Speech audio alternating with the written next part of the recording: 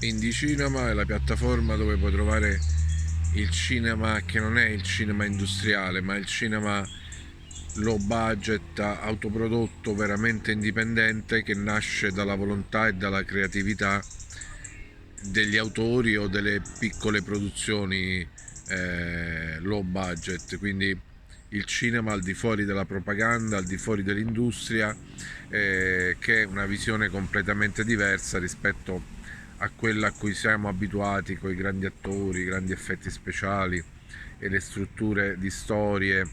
sempre uguali per tenere attaccato il pubblico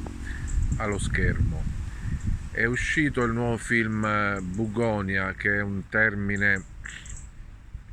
greco, credo che significa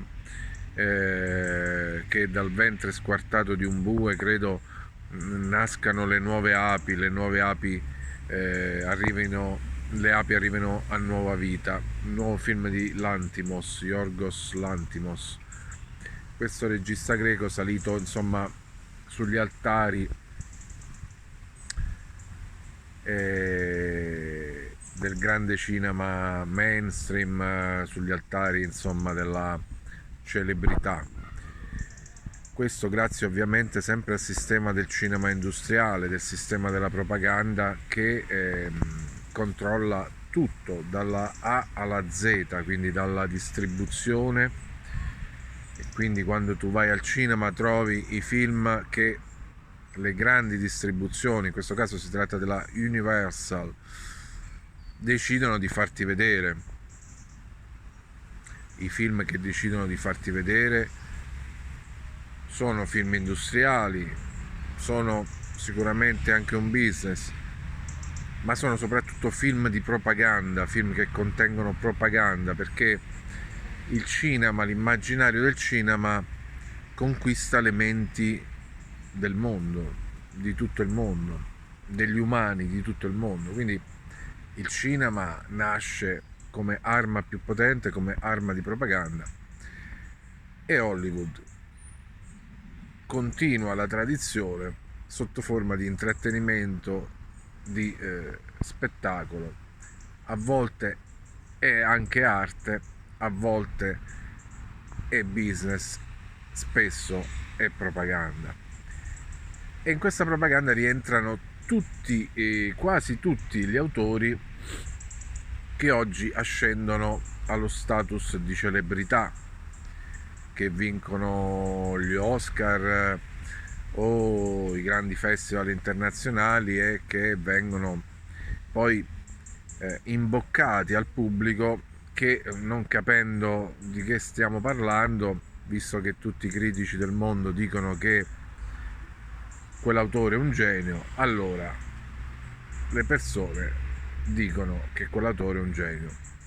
perché come dicevo qualcuno anni fa,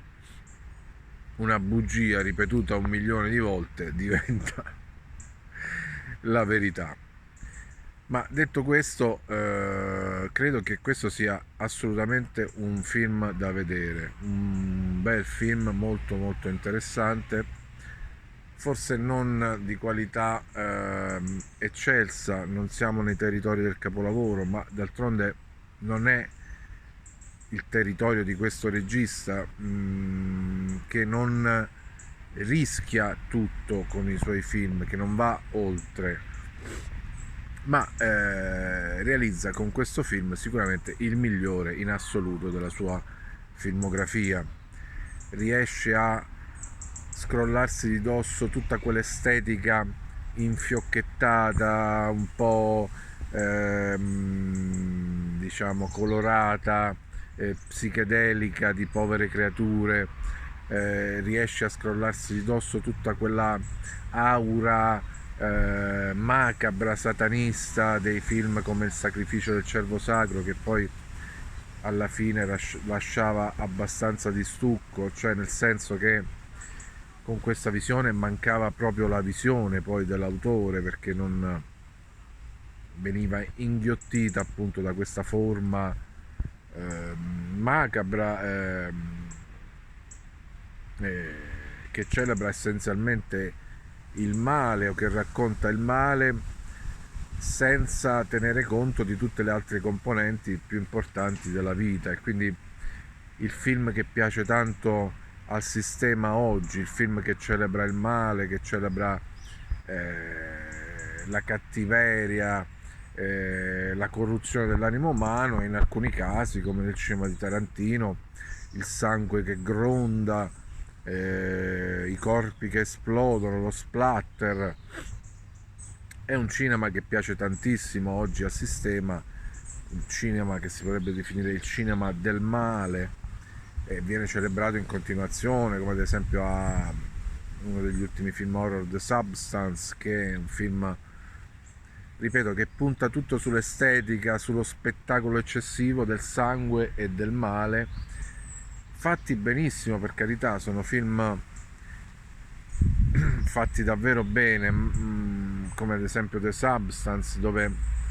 c'è comunque una regia d'autore, una cura impeccabile dei dettagli, della forma, ma sono film che tragicamente lasciano un po' basiti, perché manca proprio quello spessore umano tipico e caratteristico, come dico spesso, di cinematografie più vecchie, soprattutto quelle degli anni 60 e 70 e in parte anche 80, dove i grandi autori si confrontavano sì col male, si confrontavano con la violenza, si confrontavano con l'estetica del cinema, con la cura della forma, ma si confrontavano anche proprio con una visione profondamente umana, anche se tragica spesso, ma che comunque grondava umanità anche quando parlava dell'essere umano nel peggiore dei modi possibili. Qui Lantimos prende le distanze da questa forma fredda, macabra, come dicevo, nichilista, che ha raggiunto l'apoteosi in questi ultimi anni, specialmente nell'ultimo decennio, per andare nel territorio della commedia nera, che è un territorio che consente comunque di fare ironia e autoironia sul proprio cinema, sulla storia che si racconta, ed è il territorio che ha reso grandiosi i fratelli Coen, certi film dei fratelli Coen, che è appunto una tipologia di autori per cui secondo me questo film si ispira molto. E dunque la trama racconta di questi due sprovveduti, eh, giovani uomini che vivono alla deriva in questa casa desolata nella provincia americana. Non ricordo adesso se il racconto specifica di che zona dell'America si tratta, ma mi sembra di no, mi sembra che sia lasciato un concetto vago di location, quindi che possa essere qualsiasi posto dell'America contemporanea, e uno dei due è completamente scemo, un personaggio molto divertente, e fa quello che gli dice il suo amico, che appare per tutto il film come un vero e proprio invasato, che ha odio contro questa donna capo d'azienda, perché dice che secondo lui sicuramente lei è una degli alieni venuta sulla Terra appunto per studiarci, per fare degli esperimenti, tra cui è capitata sua madre, che sta in fin di vita in ospedale a causa degli esperimenti, e qui ci sono dei chiari riferimenti che io leggo tra le righe all'epoca pandemica, all'esperimento vaccinale, diciamo ai rimedi vaccinali discutibili per molti, per i complottisti, e questo protagonista è proprio il prototipo del complottista, quindi che crede che gli alieni sono sulla Terra e corrispondono ai grandi capi di azienda, come questo personaggio interpretato da Emma Stone, che è una visione simile al mitologico film, quello sì, un capolavoro assoluto e immortale, Essi vivono di John Carpenter. La differenza poi tra un autore come John Carpenter, un film come Essi vivono e la filmografia di Lanthimos, non in particolare di questo film ma mi riferisco ai precedenti, è proprio la schiettezza e la semplicità. Uno è un approccio di genere semplice, schietto, diretto, con trame lineari ma che vanno a colpire proprio il punto nevralgico di tutta la questione di cui si parla, quindi essi vivono nella sua semplicità, diventa incredibilmente scioccante e immortale nel parlare di questi temi che all'epoca erano per pochi, oggi sono per molti, ormai per una grande massa di persone, e che sono stati definiti per anni complottisti e ancora oggi lo sono, perché qui parliamo addirittura di terra piatta, quindi sono geniali i siparietti, le immagini che separano i vari capitoli del film con la terra piatta sotto una cupola, che è poi la visione, secondo molti, che raccontano, che analizzano i testi sacri come la Bibbia, il Mahabharata, è proprio la visione della terra descritta nei testi sacri, anche nella Bibbia. E quindi qui si apre tutto questo mondo dei terrapiattisti, dei complottisti, degli alieni che vivono sulla Terra, dominando la razza umana, e sono capaci di creare aziende gigantesche, multinazionali. Un altro grande film che parlava di questo è L'ultimo uomo sulla Terra, capolavoro con David Bowie che interpreta questo alieno, però è una storia raccontata dal punto di vista totalmente soggettivo dell'alieno, in un altro modo che non è quello specificatamente complottista. Qui invece Lanthimos fa molta ironia su quella che è tutta l'ondata complottista che ha investito il mondo a partire dal 2020, dall'epoca pandemica. C'era già prima, ma diciamo era più sommersa, e che quindi parla di alieni che vivono tra di noi, terra piatta, schiavi umani soggiogati dagli alieni che detengono il potere, i rettiliani, quindi gli, i re e i principi attuali, che sarebbero insomma non umani, sarebbero appartenenti a una razza rettiliana e così via. Tutto questo lo fa con molta ironia, con dei personaggi divertenti, grotteschi, eccessivi, come appunto questi due svalvolati che improvvisano il sequestro di questa celebre donna capo di azienda, su cui a sua volta il film ironizza e diverte molto, con una capacità di sintesi delle immagini molto potente. Si vedono alcuni fotogrammi in cui Emma Stone è ritratta sul Times, sulla rivista Fortune, e quindi in delle pose che ci fanno capire in maniera divertente di chi stiamo parlando. Stiamo parlando di un personaggio, insomma, per cui l'America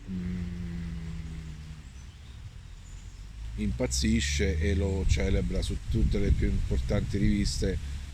degli imprenditori di successo. E qui Lanthimos fa un passo avanti notevole rispetto agli altri film, cioè attiva quella capacità che è anche la capacità di Ari Aster, che è coproduttore del film, da cui è uscito da pochissimo il suo ultimo film, dove questa capacità è portata all'estremo, quindi arriva a livelli ancora più alti dei film precedenti, di fare ironia, di fare commedia nera, di fare il grottesco solamente con le immagini, senza parole, una qualità che si potrebbe definire slapstick, come qualcuno ha detto su qualche articolo su questo film, ma non è proprio lo slapstick, perché lì parliamo più di azione, è proprio una capacità sottile di gestire le immagini e i concetti attraverso il montaggio, e a un certo punto boom, appare un'immagine, ma quell'immagine eh, ti fa ridere, perché non perché in sé sia divertente, ma perché ci sia arrivati in un modo per cui suggerisce tutto un mondo grottesco, un mondo ridicolo, in questo caso di questo film, dove appunto sembra tutto un po' una barzelletta, come difatti la realtà spesso è. A volte tutti noi sentiamo di essere in un Truman Show, in cui il mondo intorno non sembra altro che una grande barzelletta che ci viene raccontata. Il film poi prosegue appunto con il sequestro di questa donna, che viene tenuta in questo sudicio scantinato, e inizia tutta una trattativa per cui il protagonista, convinto in tutti i modi, animato da una sete di vendetta per sua madre e per i suoi familiari, che in qualche modo dice che sono stati sterminati da alieni come lei, come questa donna, e quindi vuole andare con lei sull'astronave madre dell'imperatore alieno. Dice che la riconosce perché ha studiato il suo corpo, i pattern del suo viso, quindi ormai ha gli strumenti scientifici, diciamo, per riconoscere gli alieni sulla Terra, e vuole andare a parlare con l'imperatore perché vuole togliere gli umani dalla schiavitù. E lui è uno schiavo, è uno che fa i pacchi in questa mega multinazionale, dove Emma Stone è la titolare assoluta, e lui è l'ultimo degli operai, e questo ci fa pensare un po' ad Amazon, insomma, a tutta questa decine di migliaia di persone che fanno i pacchi per spedirli, o comunque a tutti questi e-commerce, Temu, Amazon, che dominano il mondo oggi come multinazionale. E per cui il protagonista di questo film è un operaio pieno di rabbia, pieno di rancore, pieno di sete di vendetta, che lavora in quell'ambito, e vuole salvare l'umanità andando a parlare con l'imperatore su un'astronave madre che deve raggiungere però entro l'eclissi lunare. Quindi il film si svolge tutto in 3 giorni, dai 3 giorni prima dell'eclissi lunare fino ai 3 giorni dopo, fino al momento dell'eclissi lunare, che sarà poi il finale del film, che funziona alla grande, perché insomma è un film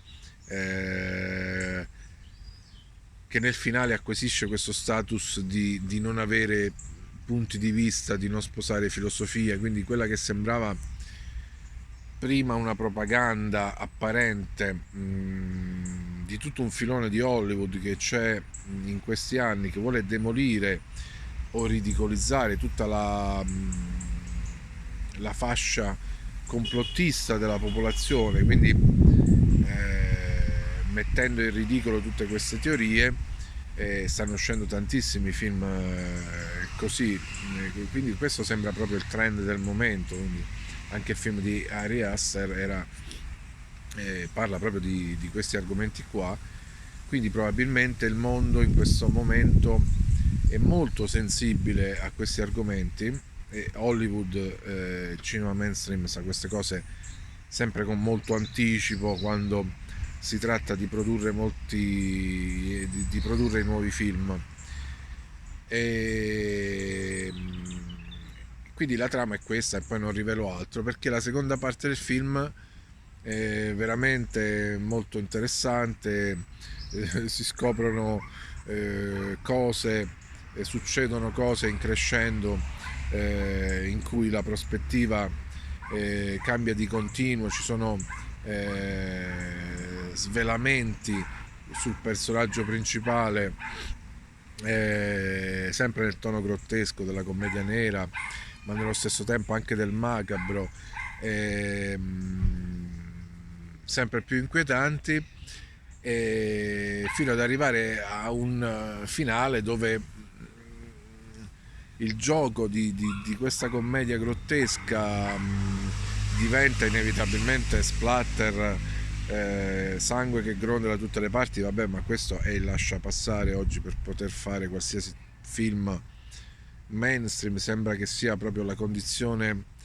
assoluta, la firma che bisogna comunque mettere, quasi come il copyright su ogni film, perché se non c'è sangue che gronda, teste che esplodono e splatter, non interessa a nessuno. Quindi c'è anche in questo film, si poteva evitare, insomma, come evitavano con classe gli autori di alto spessore che c'erano nei decenni passati, ma va bene, oggi il trend è questo qua, ma questo non fa di questo film un lavoro da non vedere, anzi assolutamente è il miglior film di Lantimos e nel finale, dicevo, si prende proprio le distanze dallo stesso racconto, dallo stesso mondo, da tutte le correnti possibili che si possono conoscere, ideologiche, di cui si può prendere parte, quindi è un film di livello superiore proprio perché va oltre la dualità, va oltre il conflitto per cui le persone più fragili e più deboli, diciamo, di cervello che popolano oggi il pianeta riescono facilmente a essere messe l'une contro gli altre dalla propaganda, quella che si chiama genericamente dualità, e quindi subito richiede lo schieramento e poi è facile mettere a litigare le due fazioni tra di loro in modo che consumano energia e si autodistruggono gli uni con gli altri, destra e sinistra, o qualsiasi altra ideologia in contrapposizione che faccia tifoserie dall'una e dall'altra parte. E qui l'Antimos, rispetto ad altri film come per esempio Povere creature, dove era palese e proprio buttata in faccia, insieme alla bravura con cui viene creato il film, la propaganda diffusissima e onnipresente oggi sulla donna, sulla parità della donna e tutto quel discorso lì. Qui invece appunto il regista sembra prendere una distanza da tutto quello anche che può essere propaganda dentro il film e dire nella seconda parte del film che può essere tutto, ma può essere anche il contrario di tutto. Insomma, non me l'aspettavo da un regista che aveva fatto dei film insomma palesemente incasellati anche dal punto di vista estetico dello stile di produzione, come Povere creature, e qui invece è un film che corre sempre sui binari di un linguaggio d'autore molto originale, molto sovversivo, anche molto attento, che innalza enormemente il livello del pubblico cinematografico, perché comunque è un film che arriva a un pubblico vasto attraverso la confezione che gli americani sanno dare di questi film, in cui mettono tutto dentro un